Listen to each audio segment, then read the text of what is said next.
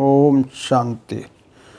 आज 25 जून 1971 के अव्यक्त बाप दादा के मधुर महावाक्य आपको सुनाए जा रहे हैं। अव्यक्त बाप दादा ने सेवा और तपस्या की समानता पर ये महावाक्य उचारे हैं। अपने को वृक्षपति की संतान समझते हो, क्योंकि परमपिता परमात्मा शिव ही इस सृष्टि का बीज रूप है, तो वो वृक्षपति है। वृक्ष की निशानी भक्ति मार्ग में भी चली आती है। जब तपस्वी तपस्या करते हैं तो वृक्ष के नीचे तपस्या करते हैं। इसका रहस्य क्या है? वृक्ष के नीचे तपस्या क्यों करते हैं? उसका कारण क्या है? यह शुरू क्यों हुआ? उसका कारण क्या है? यह शुरू क्यों हुआ? इसका बेहद का रहस्य क्या है? इस सृष्टि रूपी वृक्ष में भी आप लोगों का निवास स्थान कहाँ है? वृक्ष के नीचे जड़ में बैठे हो ना। चित्र जो अभी ज्ञान सहित बनाए जाते हैं, वही फिर यादगार भक्ति मार्ग में चलता रहता है। वृक्ष के चित्र में दूर से क्या दिखाई देता है? तपस्वी तपस्या कर रहे हैं। जैसे वृक्ष के नीचे तपस्वी बैठे हैं, वृक्ष के नीचे बैठने से ऑटोमेटिकली वृक्ष की सारी नॉलेज बुद्धि में आ जाती है।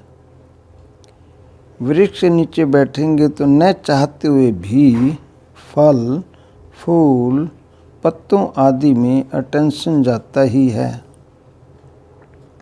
तो यह भी जब कल्प वृक्ष के नीचे फाउंडेशन में बैठते हो तो सारे वृक्ष का नॉलेज बुद्धि में ऑटोमेटिकली रहता है। जैसे बीज में वृक्ष की सारी नॉलेज रहती है, इसी रीति अपने को इस कल्प वृक्ष का फाउंडेशन अथवा वृक्ष के नीचे जड़ में अपने को समझते हो। बाबा कह रहा, तुम बच्चे रियलाइज़ करते हो कि हम सृष्टि रूपी कल्प वृक्ष की जड़ों में बैठे हैं, तो हमें सारे वृक्ष का ज्ञान है। तो सारे वृक्ष की नॉलेज ऑटोमेटिकली बुद्धि में आ जाती है। यह जो आपकी स्टेज है, उसका यादगार भक्ति मार्ग में चलता आया है। यह है प्रैक्टिकल तपस्या कर रहे हो। भक्ति मार्ग में फिर स्थूल वृक्ष के नीचे बैठकर तपस्या करते हैं। हम इसे रूपी कल्प वृक्ष के जड़ों में बैठे हैं, संगम युग पर। देखो, शुरू में आपको नशा रहता था कि हम वृक्ष के ऊपर बैठे हैं, सारा वृक्ष नीचे है, हम ऊपर हैं। ऊपर भी ठहरे ना, अगर वृक्ष को उल्टा कर देंगे तो ऊपर हो जाएंगे, क्योंकि सृष्टि रूपी कल्प वृक्ष उल्टा दिखाया जाता है। तब ऊपर हो गए हैं जड़ों में। तो जैसे पहले नशा बहुत रहता था कि हम इस वृक्ष के ऊपर बैठकर सारे वृक्ष को देख रहे हैं, ऐसे ही अभी भी ये भिन्न भिन्न प्रकार से तपस्या का नशा रहता है। पहले की कुमारी इस कुमारी से ज़्यादा थी, वह अभी ज़्यादा है।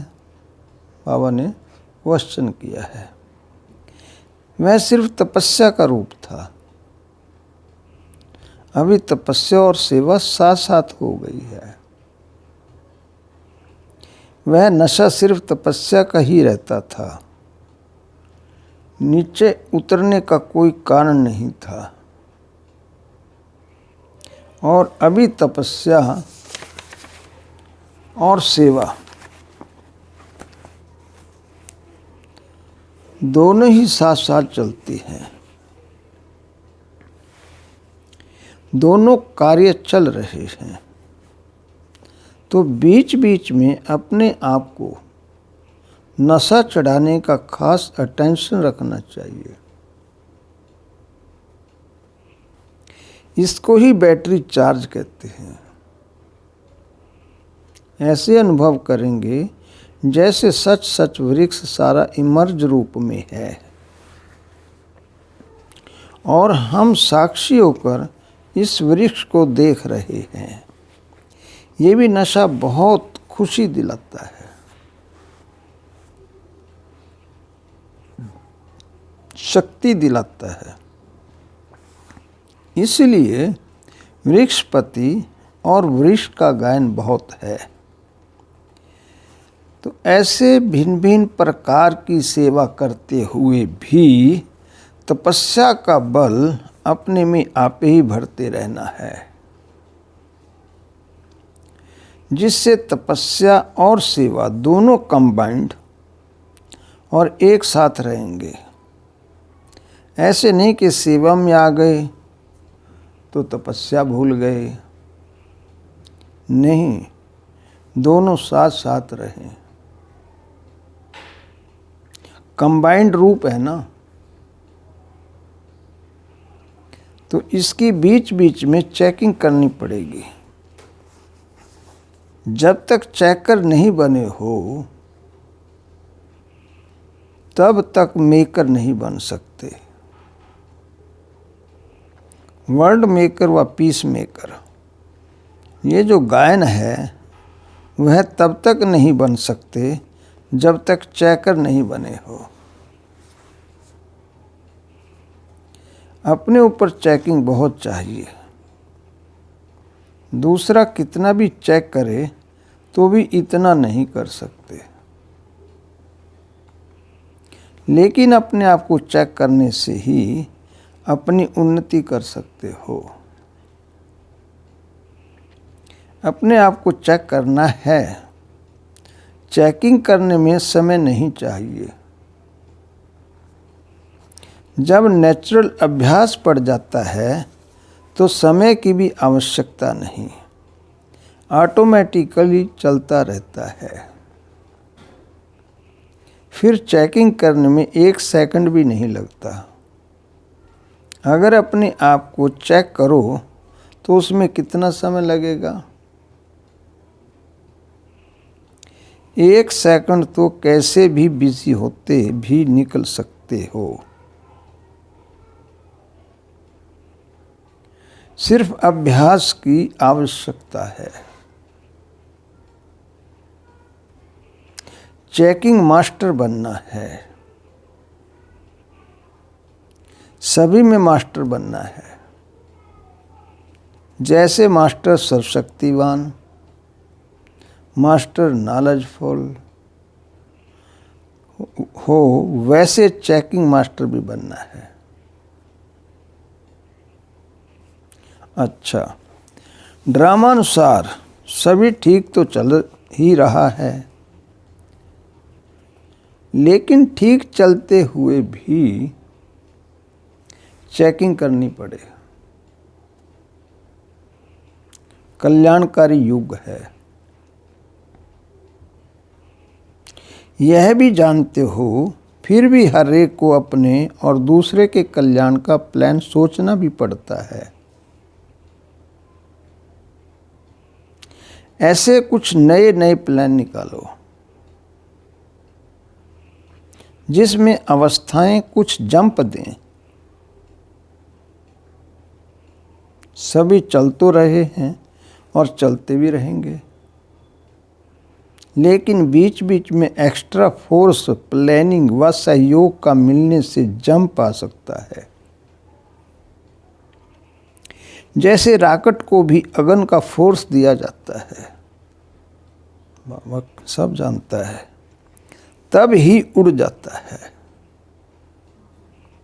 ऐसे ही लाइट और माइट का फोर्स मिले जिससे जंप लगा सकें।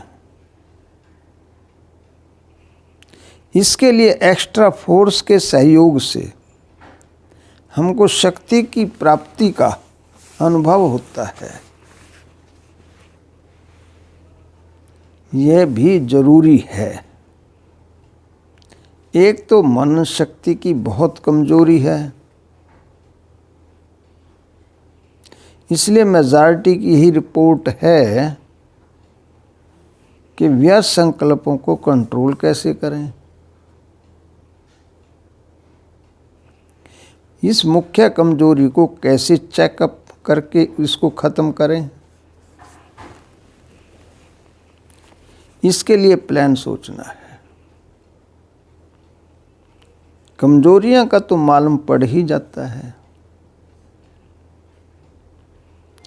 उस पर समझाने मिलने से अंदर दब तो जाती है, लेकिन संस्कारों को खत्म नहीं कर सकते। इसलिए थोड़े समय के बाद मेजॉरिटी की फिर यही रिपोर्ट आती है, भट्टी आदि से भी एक्स्ट्रा फोर्स मिलता है। कुछ ना कुछ परिवर्तन होता है, लेकिन ये जो फोर्स यहाँ से ले जाते हैं वह सदा काल रहे। इसके लिए प्लान सोचो कि आपका फोर्स सदा रहे, बीच में टूटे नहीं, आगे बढ़ते चले जाएं। बहुतों की कंप्लेंट क्या रहती है कि शक्ति नहीं है। नॉलेज है, लेकिन नॉलेज को जो लाइट और माइट कहा जाता है, तो नॉलेज द्वारा अपने में शक्ति कैसे भरें वह तरीका नहीं आता है।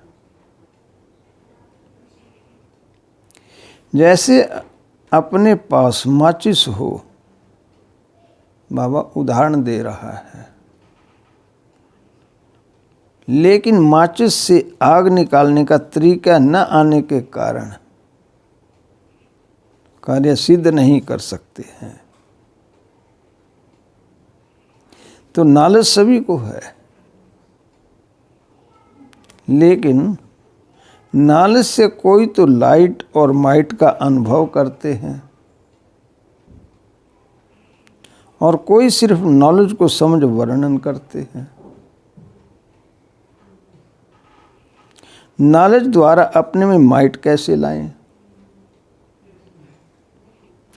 वह भिन्न भिन्न युक्तियां द्वारा बल भरना है, जिससे जंप खाएं। बाबा ने मुरली का सार दिया है, जब तक चेकर नहीं बने हो तब तक मेकर नहीं बन सकते। वर्ल्ड मेकर व पीस मेकर, यह जो गायन है वह तुम्हारा ही है। अपने आप को चेक करने से ही अपनी उन्नति कर सकते हो। तो बाबा ने आज कितने अच्छे महावाक्य हम बच्चों को सुनाए कि हमारे जीवन में शक्ति कैसे आए, हम जंप कैसे लगाएं, हम आगे कैसे बढ़ते जाएं। उसके लिए बाबा ने कहा बीच बीच में कितने भी व्यस्त हों, आपने अशरीरी होने का अभ्यास करना है। 1 सेकंड तो निकालना, कितनी भी व्यस्तता हो, कोई कठिनाई नहीं होती है। तो बाबा की शक्तियाँ कर्म में प्राप्त होती रहें, बाबा की याद आती रहे, कर्म भी हम निर्विघ्न करते रहें, जिससे व्यर्थ संकल्प नहीं चलेंगे और बाबा से हम संबंध जोड़कर शक्तियाँ प्राप्त करते रहेंगे। ओम शांति।